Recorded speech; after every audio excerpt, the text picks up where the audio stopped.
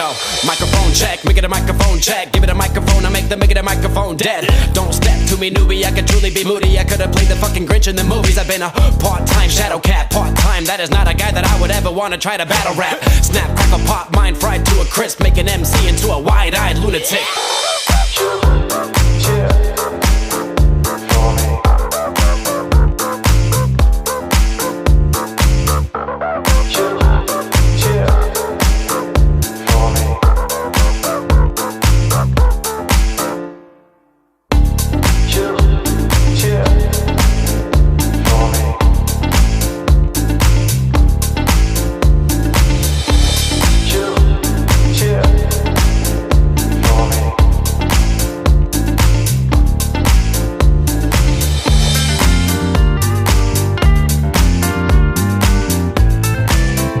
Pues muy buenos días, amigos de México Libertario. Nos encontramos en una emisión más de nuestro webinario Más Innovación, Menos Regulación, el cual realizamos en conjunto con nuestros amigos de Somos Innovación, esta red internacional dedicada precisamente a los temas de innovación y cómo mejora el bienestar de las personas.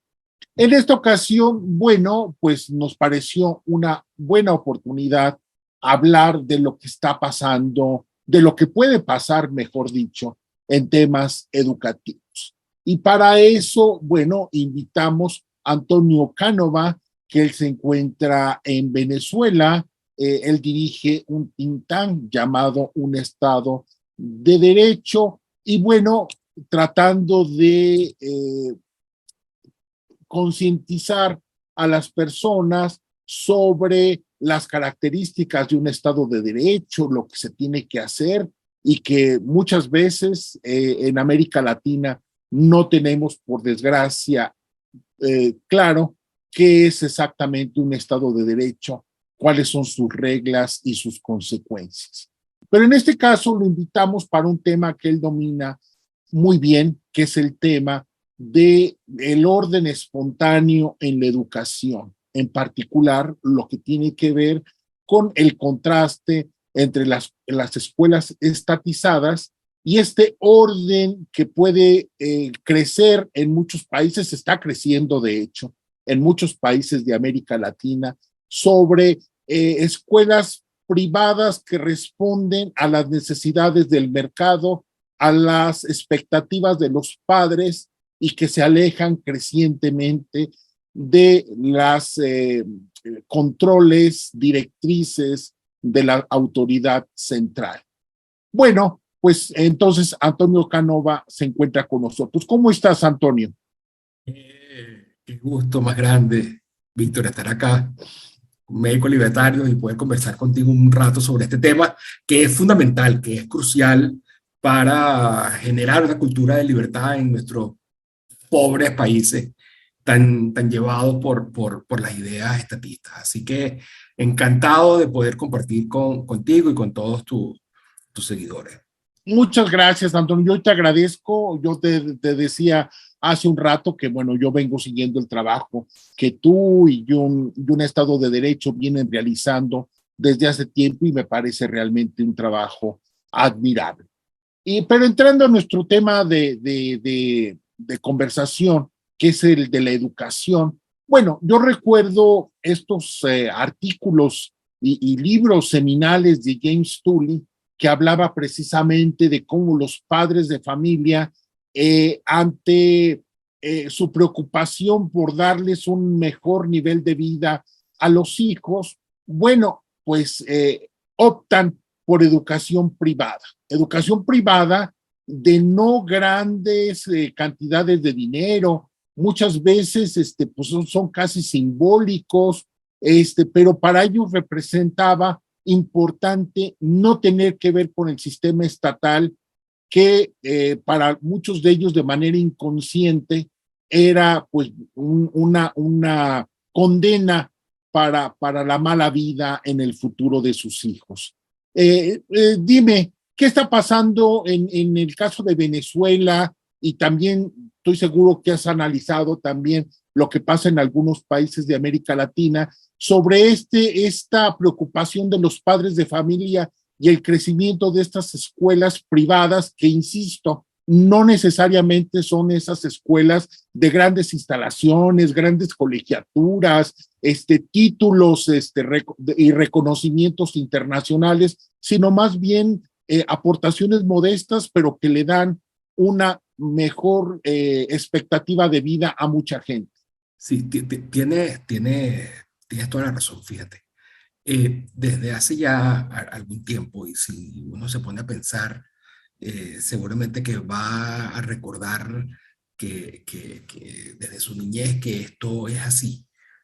Pero desde hace algún tiempo ya se viene viendo, documentando, investigando, difundiendo este fenómeno que está ocurriendo en todo el mundo, pero que incluso está ocurriendo y con más fuerza en los países pobres, que es que entre las sociedades, los grupos más pobres de esos países muy pobres en el mundo, en África, en regiones de Asia, también obviamente en Latinoamérica, muchas familias, aún teniendo educación estatal gratis, pues, aún siendo obligatoria, deciden llevar a sus hijos, a sus hijas, a escuelas, a microescuelas, a centros de enseñanza de bajo costo, con profesionales, maestros, profesoras, docentes de las comunidades, y que se ha terminado convirtiendo en una alternativa, en una forma de educación paralela a esa educación estatal. Es decir, ese fenómeno de ese orden que ha surgido espontáneamente de educación individualizada de bajo costo es algo que ya a la fecha de hoy no habría lugar a discutir, que está presente en estos países, en los países en donde se ha investigado, se ha hallado, y que es una alternativa a la educación estatizada. Entonces, en buena medida, los trabajos del profesor Gittuli, pero de tantos otros investigadores, han venido documentando esa realidad. Y eso, como te digo, a la fecha de hoy no es una discusión. Entonces, uno, en especial si está de alguna forma familiarizado con las ideas de libertad, uno no solamente se preguntará las razones, sino que también buscará las explicaciones de por qué eso está ocurriendo. Y está ocurriendo no de una manera anecdótica o pequeña, insignificante, al contrario, está ocurriendo en muchos países, incluso países, como te digo, que están en guerras civiles, en situaciones de revoluciones, o enfrentamientos, con muchísima pobreza, en una magnitud de hasta el 60-70% de los niños que asisten, estamos hablando de educación primaria, básicamente, que asisten a estos centros alternativos a los oficiales. Entonces, ¿por qué los padres, teniendo la educación pública gratuita, deciden para sus hijos, haciendo un esfuerzo enorme, porque estamos hablando de los más pobres, de los países más pobres del mundo, llevarlos a estos centros privados? Y bueno, esa pregunta a mí me tiene, lo acepto, lo reconozco, lo confieso, obsesionado.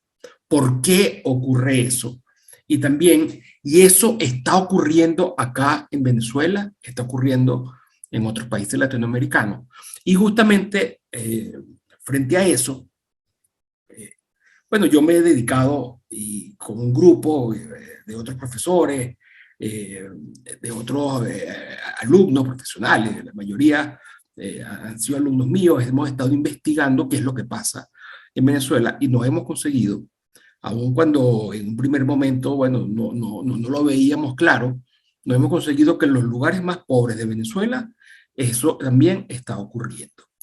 Y te digo algo, Víctor, sé que en México también, en los lugares pobres de México ocurre, y están estas escuelitas informales donde los niños verdaderamente aprenden, y donde los más pobres hacen un esfuerzo de que sus niños vayan para allá de que sus hijas vayan para allá, porque ahí es donde realmente aprenden, y los papás podrán ser muy tontos y muy, muy pobres, pero no son tontos.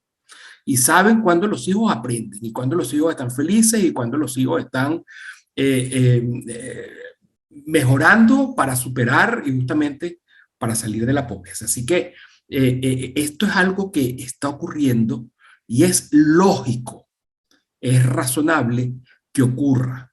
De hecho, también está ocurriendo en países ricos.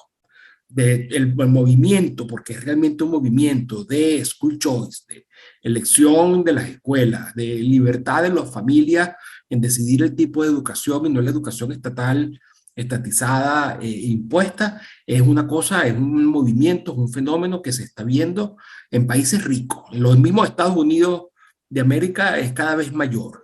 Estas elecciones de hace 2 o 3 semanas, prácticamente todos los legisladores y los que participaron en las elecciones, los candidatos que apoyaban esta opción de school choice, salieron triunfadores. Es decir, es algo que está allí y que está ocurriendo. Entonces, te cuento rápidamente qué es lo que nosotros venimos haciendo acá en Venezuela, porque creo que si bien en Venezuela como tal hemos destruido este país, la cosa que pareciera imposible, las ideas de los venezolanos nos han llevado a la autodestrucción, bueno, también están surgiendo una serie de transformaciones, de cambios, que para los que nos dedicamos al estudio de las sociedades y los que estamos convencidos de que la mejor opción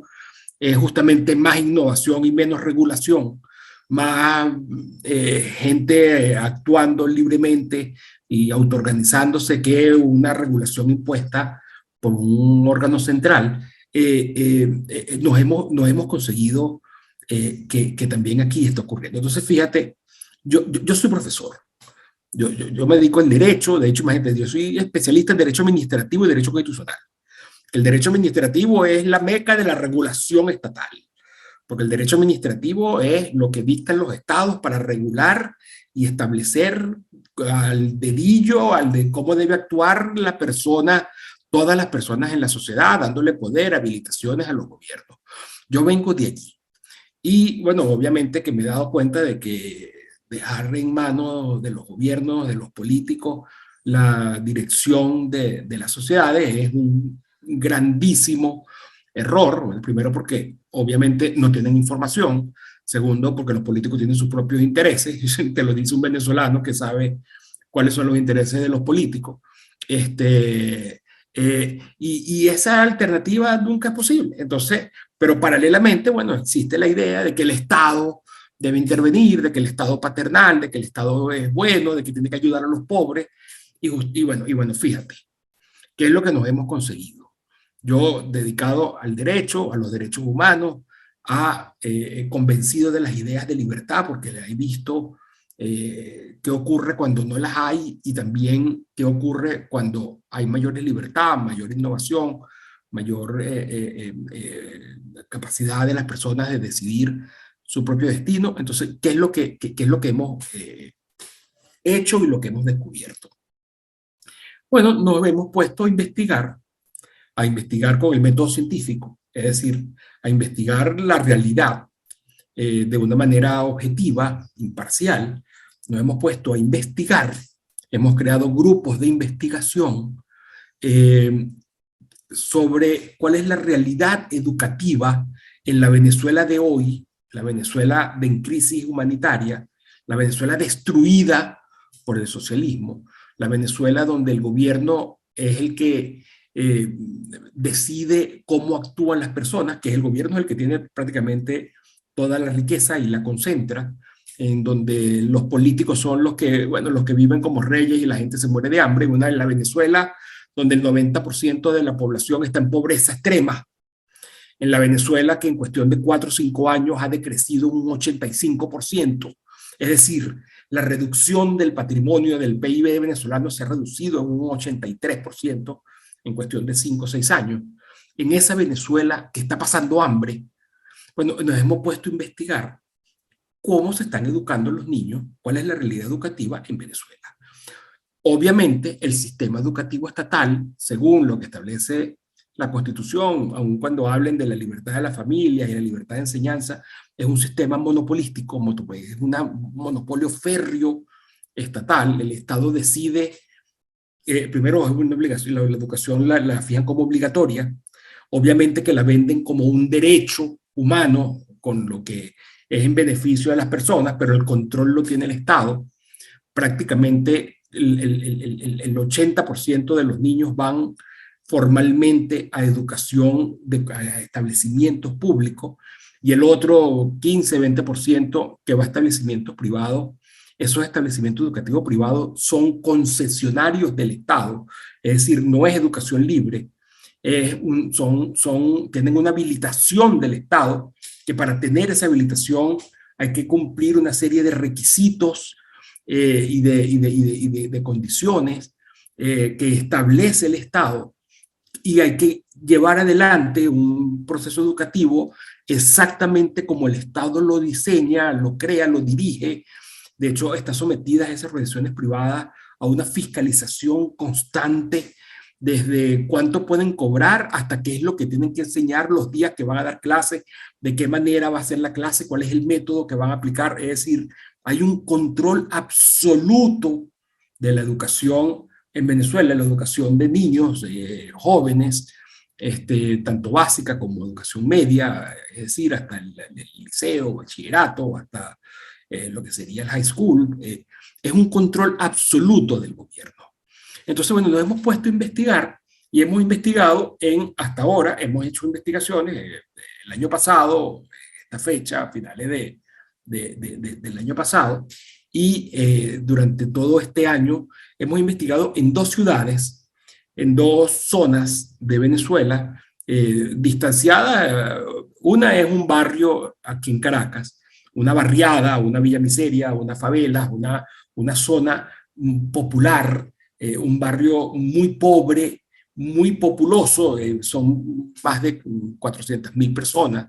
Petare. Petare está al este de Caracas, es una barriada gigante, es la barriada más grande, populosa y violenta de Latinoamérica. Petare. Busquen lo que es Petare, ustedes de hecho pueden ver las fotos aéreas de Petare y uno dice, wow, ¿qué es esto? Bueno, investigamos en Petare cuál es la realidad educativa allá. Obviamente, investigar en Petare no es fácil, es un estudio de caso con una muestra. Y también investigamos en una ciudad que está a 230 kilómetros de Caracas, en el estado que se conoce como Carabobo. Es un valle que está en una montaña, está bastante apartado de la ciudad más cercana es Valencia, que está como a unos 50 kilómetros. Entonces es una ciudad de 25.000 habitantes. Por cierto, Montalbán de Carabobo, allí alrededor son unos 25.000, 26.000 habitantes, 6.000, 5.000 se han ido de la ciudad en cosa de 3 o 4 años, han abandonado la ciudad, una ciudad que está en estado de pobreza extrema, prácticamente en estado de naturaleza, en una ciudad donde no hay electricidad, bueno, por lo menos no de manera constante. Todas las semanas hay 1, 2, 3 cortes de electricidad, a veces hasta de 2, 3 días sin electricidad. Obviamente que no hay agua, no hay internet, no hay... es una ciudad que está en estado de naturaleza. Pueden leer y buscar, de hecho hay algunas noticias que han salido incluso de agencias internacionales sobre Montalbán. Imagínate, la gente, no hay gas, el gas en Venezuela para cocinar, el gas doméstico es un monopolio del Estado. PDVSA está quebrada, el Estado también, con lo que no llega gas. Así que en esa ciudad la gente en buena medida está cocinando a leña, con leña, pues, de hecho talando los árboles y cocinar con leña. Ustedes te imaginan lo que es eso en pleno siglo XXI. Bueno, investigamos también en Montalbán de Carabobo cuál es la realidad educativa. ¿Qué nos conseguimos? Bueno, primero diseñamos una estrategia de la investigación, hicimos encuestas a los padres, identificamos la existencia de casas, aquí se le dicen casas de tareas dirigidas. Tareas son los deberes escolares, dirigidas. Es algo que tiene mucho tiempo en Venezuela, pero que ahora ha crecido mucho más. El sistema educativo está estatal, formal, tanto el público como el privado, que a fin de cuentas es estatal, está por el suelo. Entonces lo que nos conseguimos fue en Petare, como te digo, que es esta barriada gigante, violenta, al este de Caracas. Nos conseguimos con que el 39% de la familia que tenían hijos entre 6 y 16 años, es decir, en edad de elementary school, de primaria y de high school, de liceo, de bachillerato, de media, esos papás dicen que ellos están pagando para que sus hijos asistan a estos centros alternativos, a estas microescuelas que han surgido espontáneamente en las diferentes comunidades en esa barriada. 39% de los padres dijeron que sus hijos acudían a estas casas de tareas dirigidas. Cosa que nos sorprende. Estamos hablando de Petare, en una situación de extrema pobreza. 39%, entonces comenzamos a investigar. La segunda fase de la investigación fue, bueno, vamos a ver en qué consisten estas casas de tareas dirigidas. Y bueno, hicimos un censo en varias zonas, investigamos en unas partes de lo que es Petare Norte, otra de Petare Sur, y hicimos contacto, visitamos, entrevistamos, interactuamos con 62 casas de tareas dirigidas de estas microescuelas en Petare, y vimos qué es lo que estaba ocurriendo allí. Y lo que está ocurriendo allí no es que los niños van a unas clases particulares donde le explican algo, no, lo que está ocurriendo allí es un proceso educativo totalmente completo, llevado adelante por estas maestras, la mayoría son mujeres, emprendedoras, algunas en sus propias casas, otras han alquilado o acondicionado algún local especial, y entonces allí dan clases adaptadas a cada uno de los niños. El promedio más o menos son que cada una de estas maestras le da clases a unos 15 niños y niñas. De hecho, la mayoría son niños de entre 6 y 12 años, con lo que es como para la educación primaria. Y allí es donde hemos visto, y de las conversaciones con las maestras, pero también con los niños, con los padres, con las madres, con los representantes, hemos visto que allí es donde los niños aprenden, donde los niños van felices. De hecho, lo hemos hecho público y han salido reportajes donde dicen que los lugares más divertidos, más alegres en Petare son estas casas, estas microescuelas de tareas dirigidas, porque allí, bueno, se da una relación muy personal, cercana, individual, entre los niños y las docentes. Allí es donde los niños aprenden a leer, allí es donde los niños aprenden a interesarse en los temas para los cuales tienen mayores habilidades, una educación muy personalizada. Fíjate que vimos que el patrón que se sigue es que los niños van todos los días, pero van 2 horas al día solamente. En las escuelas públicas, el sistema oficial pone 6 horas, 7 horas al día. Aquí son más puntuales, pero constantes. Y los reportajes que tenemos, o los reportes que tenemos sobre los niveles de satisfacción de estas docentes emprendedoras, de estas fundadoras de microescuelas, es que ellas están mucho más satisfechas con el trabajo que hacen en sus propios centros, porque la mayoría de ellas son docentes de las escuelas públicas, empleadas del gobierno.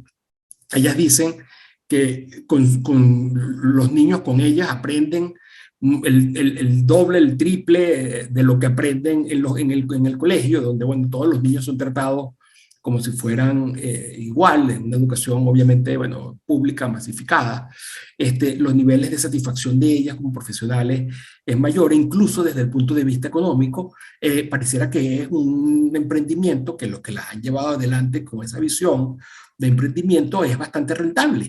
De hecho, ganan hasta 3 o 4 veces más de lo que ganarían como empleados del sistema estatal, y no tienen los problemas de tener a una directiva, que por lo más te digo, en Venezuela los establecimientos educativos públicos son los centros, los focos de control social, en especial en las zonas pobres. Allí está manejado directamente por el gobierno, bueno, con el sistema cubano, de hecho una réplica del sistema cubano, lo que se ha implementado acá, con unos fines totalmente de adoctrinamiento ideológico y político. Tú ves el programa, el contenido, y tú dices, wow, aquí obviamente que lo que le enseñan a los niños es que confíen en los políticos y en el Estado, y no más bien en sus propias capacidades y habilidades y en su propia fuerza para mejorar. Con lo que eso fue lo que nos conseguimos en Petare, como te digo, el barrio más violento, populoso, pobre de Latinoamérica. Estamos hablando de 400.000 habitantes. Nos conseguimos esos datos en Petare, con unos patrones que se repiten. Obviamente hay muchísimos problemas. Estamos hablando de escuelas, microescuelas en este contexto, pero hemos visto también cosas, bueno, preciosísimas. Y hay algunas que tienen hasta 50, 60 alumnos que van por turnos, que tienen maestras contratadas. Las maestras contratan a otras colegas, a otras docentes para que las ayude. Y entonces se está formando allí un mercado educativo libre, que ha surgido de esa manera espontánea. Eso es lo que los liberales, los libertarios llamamos órdenes espontáneos. De hecho, fíjate que se ven unos patrones que se repiten. Y entonces, bueno, nos preguntamos, ok, eso pasa en Petare, aquí en Caracas, estará pasando en otro lugar, y nos metimos entonces, como te decía, en Montalbán de Carabobo. Montalbán de Carabobo, de hecho, por favor, busquen, vean, hay 2 o 3 reportajes que ha hecho Voz de América, Vox of America, sobre Montalbán de Carabobo. Uno se llama algo así, el Montalbán, la ciudad que tiene más casas vacías que habitantes, que habla de, bueno, justamente la migración que ha ido saliendo la gente de la pobreza de allá. Hay otros que hablan sobre el auge de las escuelas paralelas. La agencia francesa de prensa sacó también un reportaje sobre esta situación. Lo que nos conseguimos en Montalbán, que como les digo, viven en extrema pobreza en el país, Venezuela empobrecida por el socialismo. Bueno, fíjate, Montalbán tiene 24 escuelas, todas públicas. Por ejemplo, para la educación de primaria de niños entre 6 y 12 años, todas son escuelas públicas. No hay una sola escuela privada que haya sido autorizada para dar clases, para funcionar en Montalbán. Es un liceo, es decir, para niños ya entre 12 y 17 años, niños ya que sería, no sé, bachillerato, le dice acá, educación media general. Hay un solo liceo que tiene 50 alumnos. Las regulaciones los tiene prácticamente, las regulaciones estatal, por eso es que hay más innovación y menos regulación. Aquí la regulación es muchísima. La regulación estatal tiene quebrado a ese liceo, es uno solo, todos los demás son públicos. Hay una matrícula, o sea, un grupo, los estudiantes son como unos 4.300 alumnos que hay en Montalbán de Carabobo, de ellos 2.300 son de primaria. Y como te decía, bueno, hay en total 24 o 25 escuelas formales. Pero cuando comenzamos a investigar en Montalbán, nos conseguimos con 63 microescuelas. 63. Y están por todos lados. Es decir, Montalbán es un municipio, es una ciudad, tiene un municipio, tiene una zona central, tiene una zona foránea. Buscamos en las zonas foráneas, buscamos en la zona del centro. En cada sector hay de estas microescuelas, de estos centros alternativos, casas de tareas dirigidas. Y entonces hicimos el censo de las 63 y nos pusimos a conversar, a entrevistar. Entrevistamos, hablamos, interactuamos con la mayoría de estos docentes, emprendedores, y bueno, nos hemos conseguido, obviamente que son realidades distintas cada uno, pero nos hemos conseguido también muchos patrones comunes. Nos hemos conseguido que también todos cobran en dólares por los servicios a los niños. Nos hemos conseguido que la mayoría de ellas también, de esos emprendedores, son mujeres, son docentes profesionales, muchas trabajan para las escuelas públicas, algunas ya se han retirado de las escuelas públicas, ganan en esa actividad, en ese emprendimiento, algunas ganan hasta 3, 4, 5 veces más de lo que ganarían como empleados públicos, es decir, emprender les va bien, y se dan allí un proceso educativo completo para los niños, adaptado a las necesidades, habilidades, intereses de los niños. Son como tutorías, son mentorías.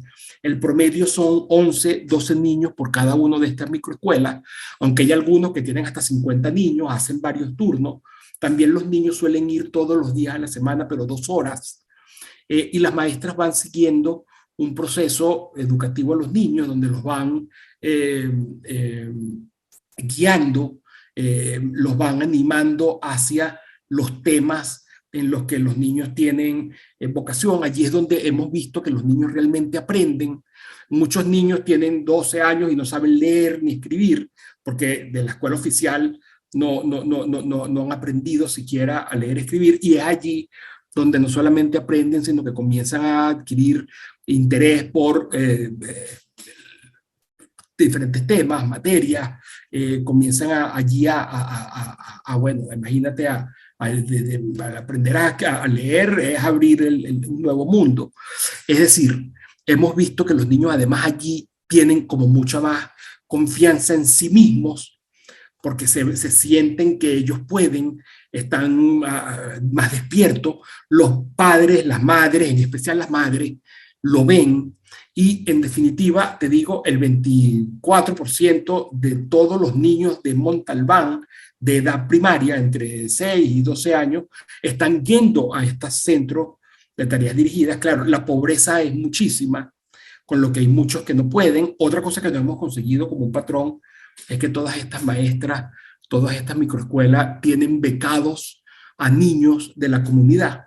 Becas no les cobran o les dan facilidades de pago o les hacen descuento, con lo que ahí también se ve cómo la misma comunidad está trabajando y las personas están trabajando, logrando acuerdos que terminan beneficiando a todos. Entre los otros padres pagan a los niños que no pueden, pero en total estamos hablando de que alrededor de un 20% de los niños de Montalbán de Carabobo se están educando en estos centros alternativos, en esta microescuelas espontáneas, la hemos llamado, porque bueno, han surgido justamente de esa manera espontánea, fruto de esas necesidades y de esa autoorganización en las condiciones, como te digo, de pobreza más atroz y más,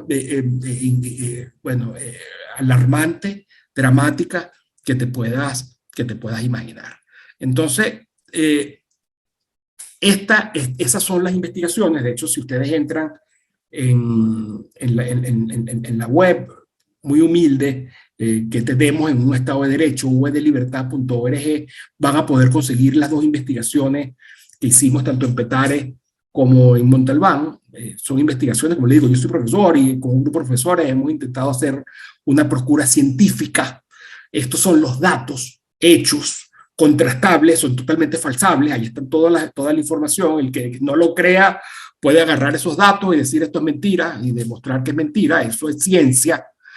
Ciencia en materia del derecho y de los derechos humanos, en materia educativa, con lo que no estoy hablando de mi opinión, ni mi parecer, ni mis deseos, ni mi ilusión, sino estoy hablando de datos concretos, hechos.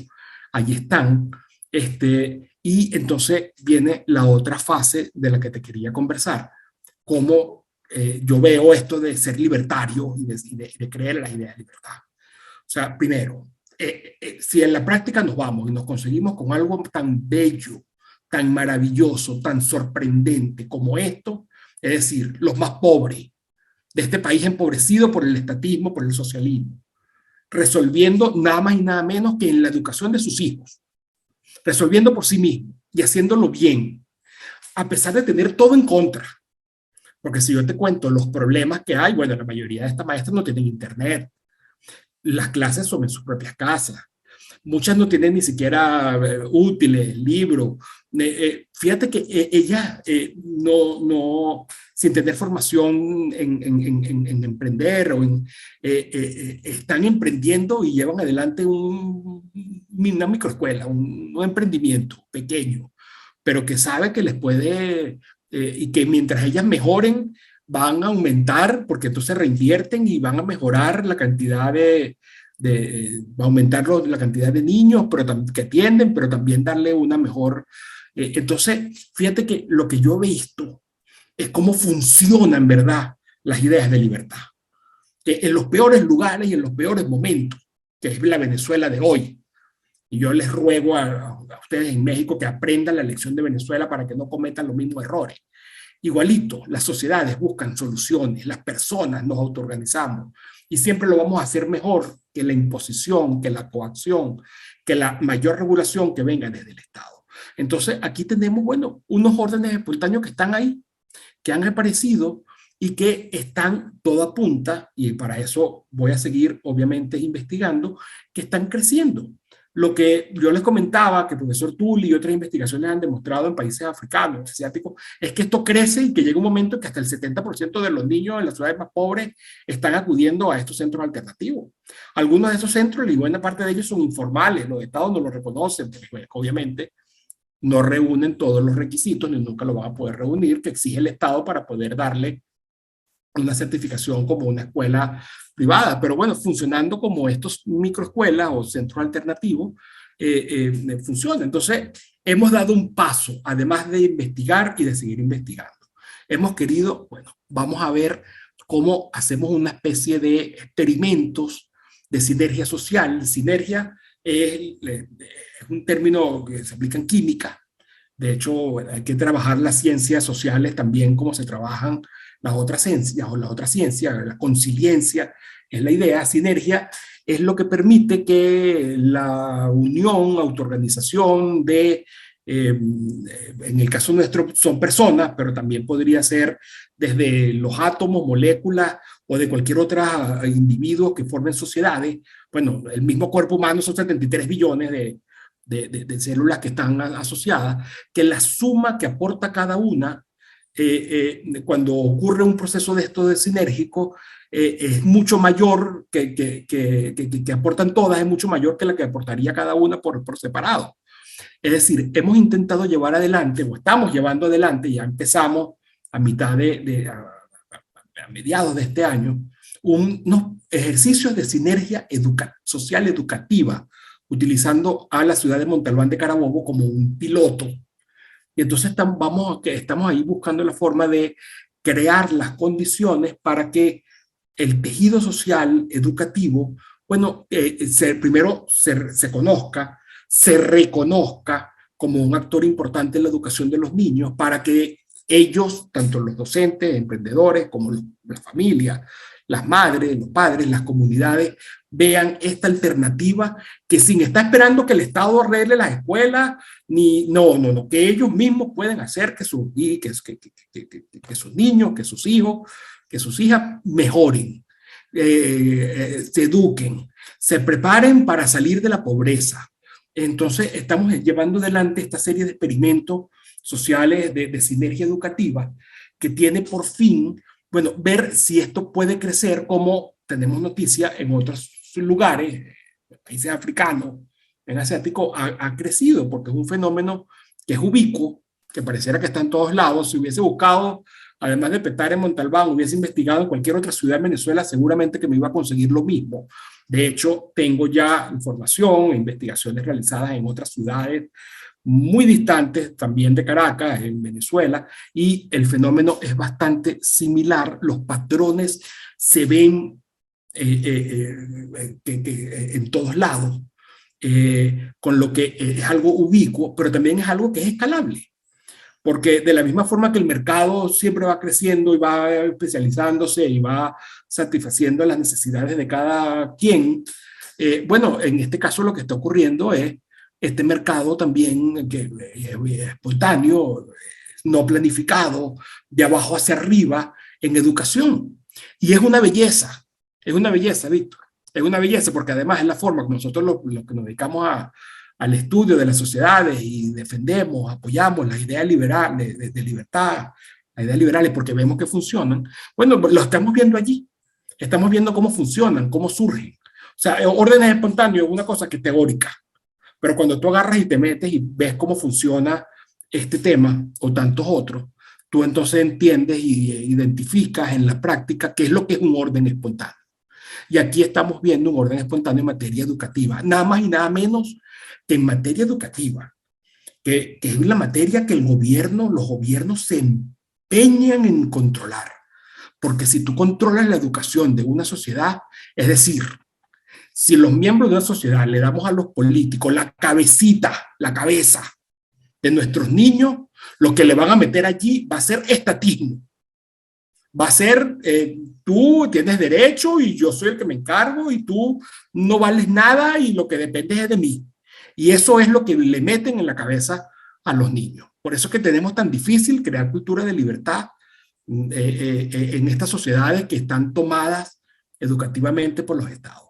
Entonces, oye, yo lo que me he conseguido es algo hermoso, precioso, que me tiene, bueno, ya tú me ves aquí, apasionado, lleno de emoción, satisfecho, contento.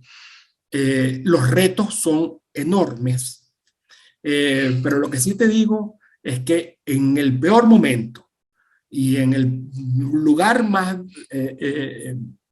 afectado, podemos conseguir ese espíritu emprendedor y los beneficios del mercado en todos los temas, incluso en este tema tan sensible para los estados como es la educación de los niños.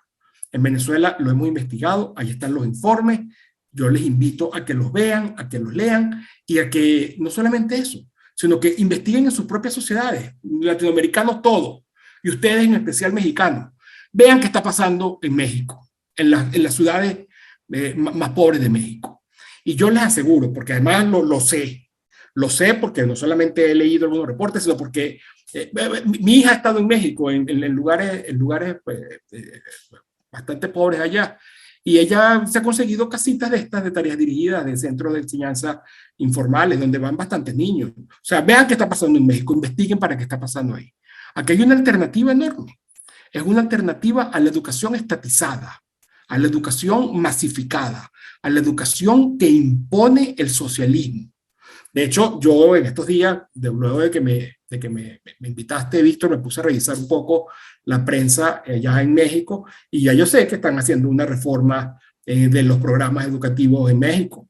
Y ahí van a acabar con todo lo que tenga que ver con neoliberalismo, que realmente es formas de libertad de organización liberales de las sociedades, imponiéndole, como es en Cuba, como es en Venezuela o como es en todos estos países, al Estado como el paradigma de la protección de las personas. O sea, ustedes tienen ese problema, pero investiguen en México.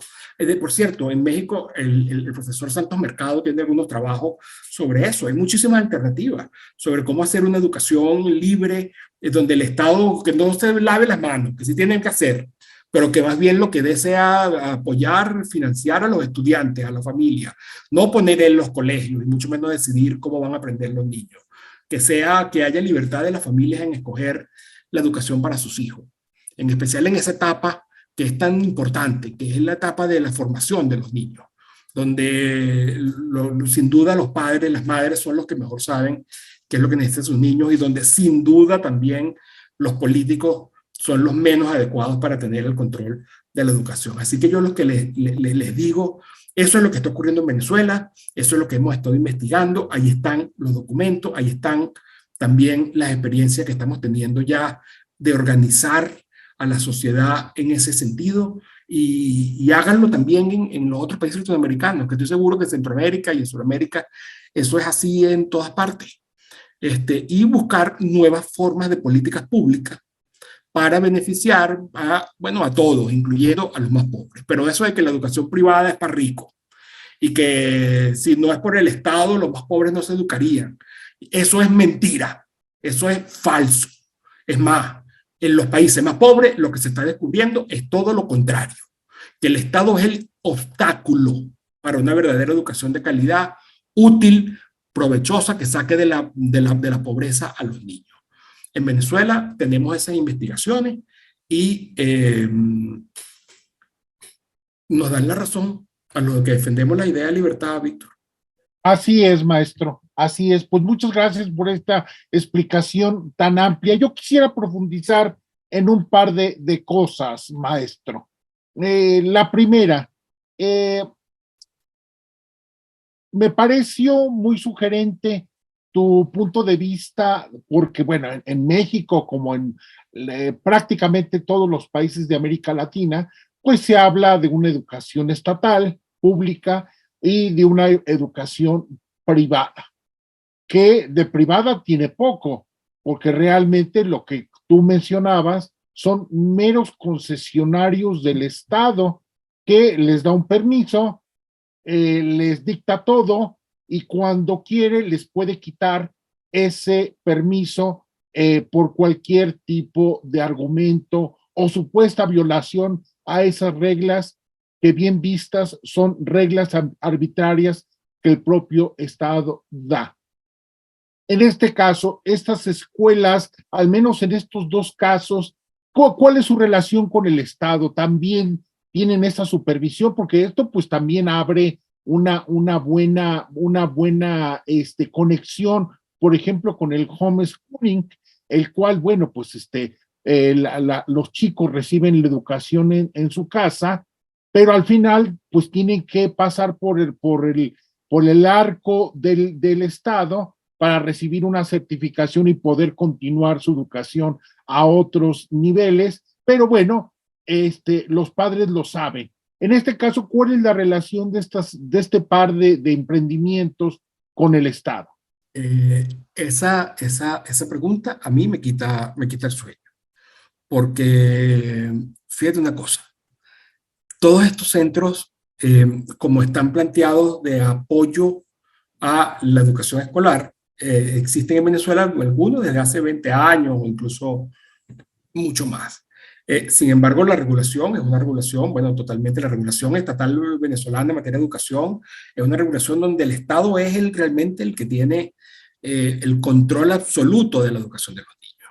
Es obligatoria y hay que estar sometida a la fiscalización, vigilancia y a las condiciones del Estado. Y lo que eso, ahí hago la advertencia, es lo que establece la legislación, pero los tratados de derechos internacionales y las constituciones hablan de la libertad de la familia en decidir la educación de sus hijos, con lo que allí hay una forma de ver cómo esa regulación va más allá de lo que debería ser, es decir, en buena medida es una regulación inconstitucional. ¿Qué es lo que hay hoy? Bueno, esto está ocurriendo en Venezuela ahora y pareciera que el cariz que está tomando es un cariz hacia un mayor, hacia un proceso educativo completo en estas microescuelas, en estos centros alternativos. Con lo que es un fenómeno que está ocurriendo, que está empezando a ocurrir ahora. De hecho, sin duda, toda los efectos por la pandemia del coronavirus, del COVID, ayudó muchísimo o benefició a este tipo de educación. O sea, que es algo que está ocurriendo ahorita. Nosotros lo estamos investigando ahorita en caliente. Hasta ahora el gobierno no ha hecho nada. No se ha metido ni a limitarlo, ni a controlarlo, ni a fiscalizarlo. Pero bueno, yo no tengo duda de que en algún momento posiblemente lo hará. Obviamente que son centros que no, al no pretender ser escuelas formales, no tienen esas autorizaciones. Pero de que aquí el gobierno hace lo que le da la gana y se puede meter a hacer lo que le da la gana, bueno, lo hace por la fuerza y lo hace matando gente. Entonces es perfectamente posible que eso en algún momento ocurra. ¿Qué es lo que yo espero? Lo que yo espero es que la sociedad venezolana esté lo suficientemente madura y preparada para decir con mis hijos no te metas.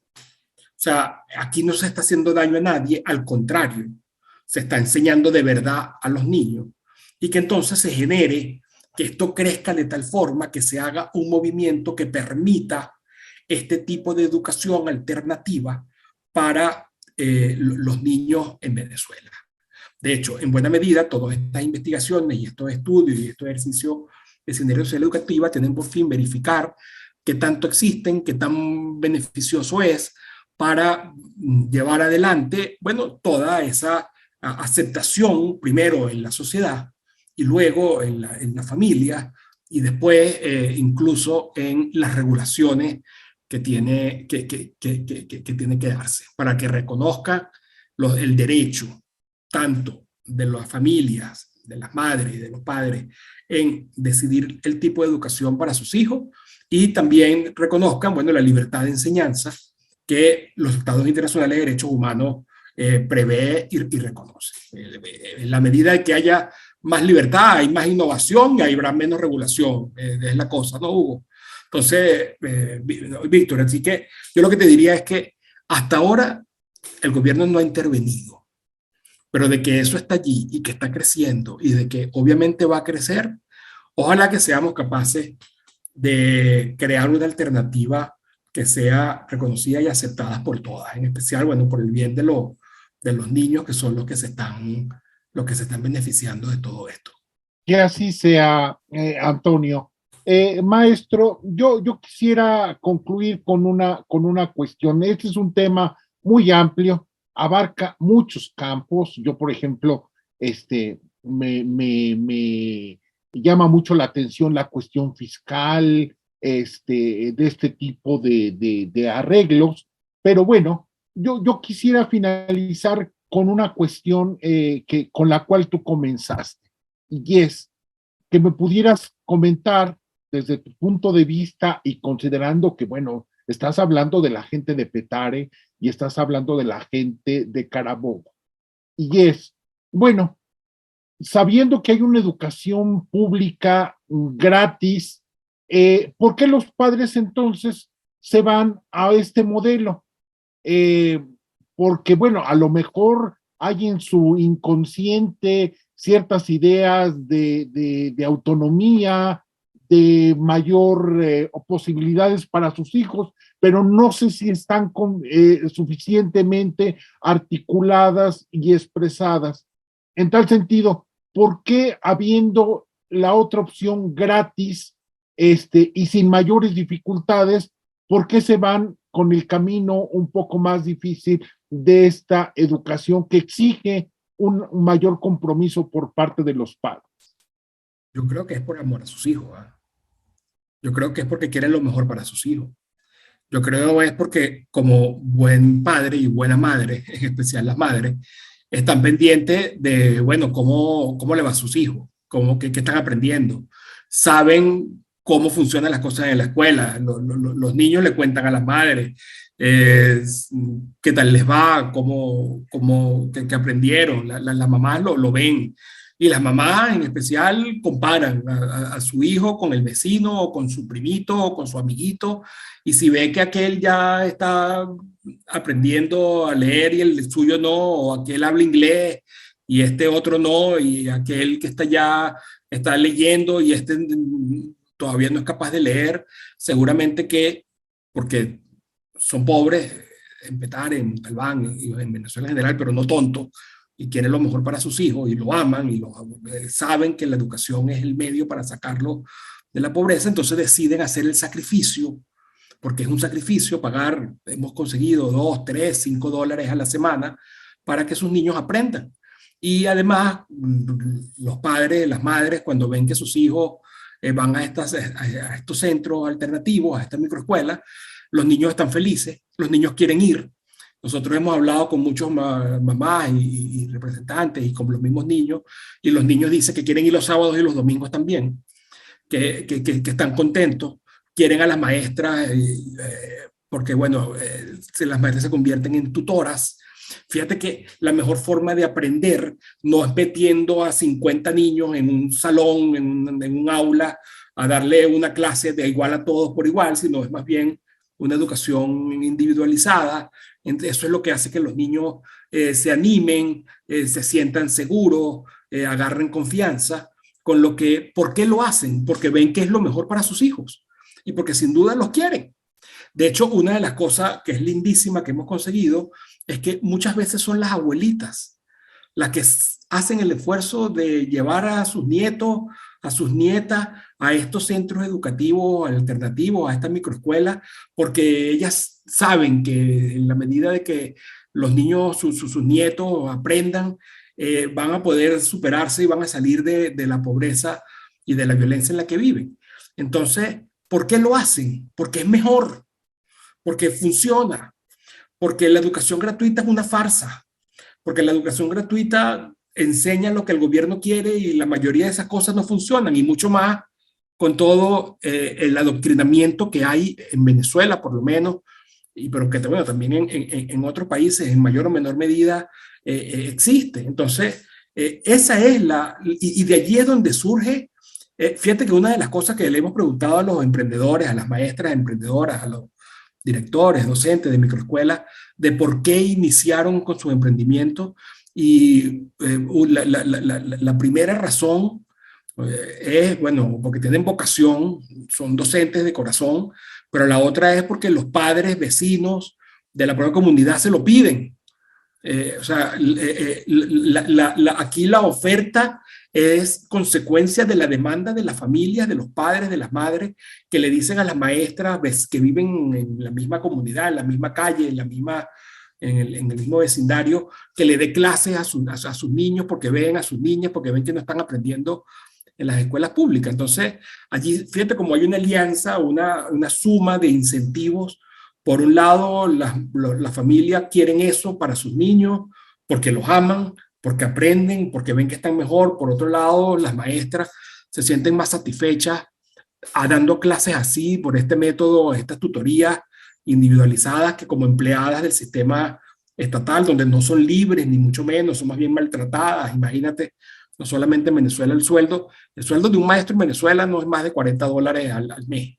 Y eso es lo que tiene mayor graduación.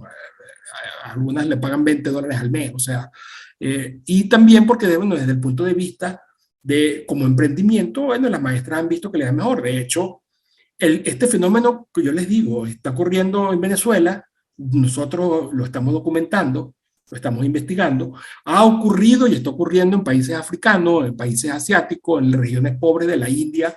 Es un fenómeno muy, muy extendido, pero también está ocurriendo en países ricos. El homeschooling o el homeschooling, como tú estabas comentando ahorita, Víctor Hugo, en Estados Unidos es un movimiento cada vez mayor. Las familias se dan cuenta de que, mira, es mejor para mis hijos que estén aquí antes de que estén en esta educación masificada que da el gobierno, con todo y que obviamente la educación pública estatizada en los Estados Unidos, un país rico, o en Gran Bretaña, es muchísimo mejor que la que podemos recibir nosotros en estos países pobres de Latinoamérica. Pero con todo y eso, no hay como la educación, y yo te lo digo ahora como profesor, es algo muy personal, es algo, o sea, eso es a través de tutoría. Cuando uno hace un doctorado, no es a clases a donde uno va, uno lo que está en relación, contacto es con el profesor, con el tutor, porque ahí es que uno realmente aprende.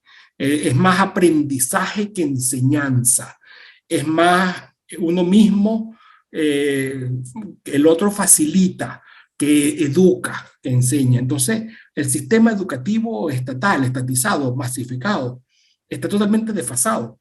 Y hay estudios sobre eso, desde el punto de vista de la neurociencia y de la psicología.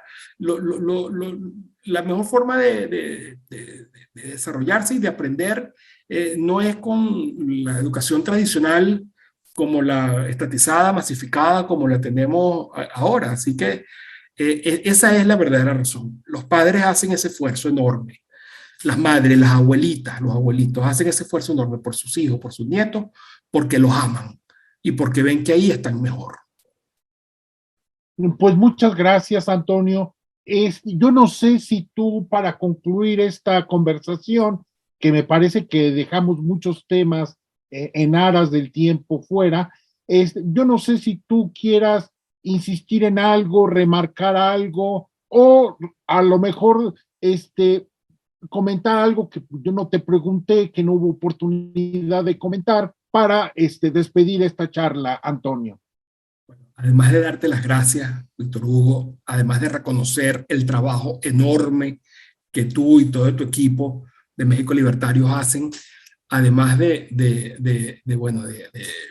decirte que para mí es un honor haber compartido contigo, lo que yo les diría ya de cierre es lo siguiente.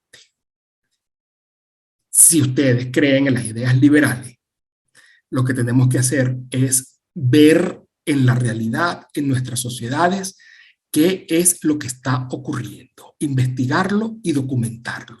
Y allí seguro que vamos a conseguir, es lo que yo estoy consiguiendo y descubriendo ahorita, aplicando el método científico, es decir, con total escepticismo, vamos a ver qué hay. Y allí vamos a conseguir cuáles son las ideas que verdaderamente funcionan. Y en esta materia, en educación, yo les digo, realicen investigaciones en México. Vean cómo se están educando los niños en México, en especial en las zonas más pobres de México. Y se van a conseguir con que el Estado no es el gran aliado, que el Estado más bien termina siendo un problema. No es el Estado el que está ayudando a los pobres, es el que los está condenando. Y cómo seguramente están surgiendo allá, de la misma forma que aquí y en otros lugares, están surgiendo soluciones de las mismas personas autoorganizándose, de abajo hacia arriba, espontáneamente. Esas son las ideas de libertad en acción, en la realidad, que nosotros tenemos que dedicarnos un poco más, los libertarios, a dejar las teorías y hablar de la realidad, de la acción, de la práctica. Y en la práctica lo que nos conseguimos, en especial nosotros, digo venezolanos, que hemos visto el colapso del estatismo, lo que nos conseguimos es que allí, donde queda ámbitos de libertad, donde el Estado se sale o explota y se retrae, donde no hay coacción, lo que surge son cosas lindísimas, porque es la gente llegando en libres acuerdos, es la gente celebrando contratos, es la gente autoorganizándose, es la gente ayudándose mutuamente y se ve lo mejor de cada uno de nosotros.